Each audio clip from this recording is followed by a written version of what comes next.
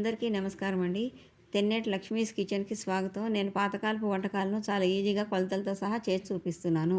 నా ఛానల్ మీకు నచ్చినట్లయితే షేర్, లైక్ అండ్ సబ్స్క్రైబ్ చేయండి. నా కొత్త వీడియోస్ మీ వరకు రావాలంటే బెల్ ఐకాన్.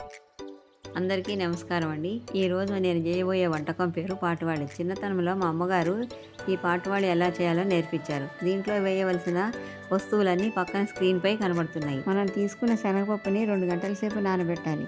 ఆ నానబెట్టిన పప్పుని మిక్సీలో కానీ వెట్ గ్రైండర్లో కానీ వేసి దానితో పాటు ఒక 6-7 ఎండుమిరపకాయల ముక్కలు తుంచుకొని వేసుకొని మెత్తగా పేస్ట్లా చేసుకోవాలి.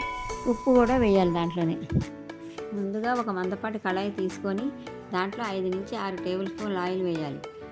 ఆయిల్ వేడెక్కిన తర్వాత మినపప్పు వేయాలి, ఆవాలు వేయాలి, జీలకర్ర వేయాలి. వీడియోలో చూపించిన విధంగా ఎండుమిరపకాయలను చిన్న చిన్న ముక్కలుగా కట్ చేసుకొని అవి వేయాలి. ఎండుమిరపకాయలు బాగా వేగిన తర్వాత ముందుగా కట్ చేసి పెట్టుకున్న ఉల్లిపాయ ముక్కలు వేయాలి. పచ్చిమిరపకాయ ముక్కలు, కరివేపాకు కూడా వేసి ఇప్పుడు ఉల్లిపాయ ముక్కలు లైట్ గోల్డెన్ బ్రౌన్ కలర్ వచ్చే వరకు వేయించుకోవాలి. ముందుగా పేస్ట్ చేసి పెట్టుకున్న శనగపప్పు పేస్ట్ను ఈ ఉల్లిపాయల మిశ్రమంలో వేసి స్టవ్ సిమ్లో పెట్టి 2-3 నిమిషాలకు ఒకసారి మూత తీసి కింద మీద బాగా కలుపుతూ ఉండాలి.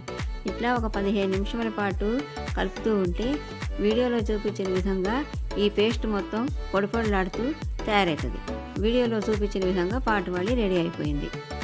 మీకు ఈ వంటకం నచ్చినట్లయితే షేర్ చేయండి, లైక్ చేయండి, సబ్స్క్రైబ్ చేయండి.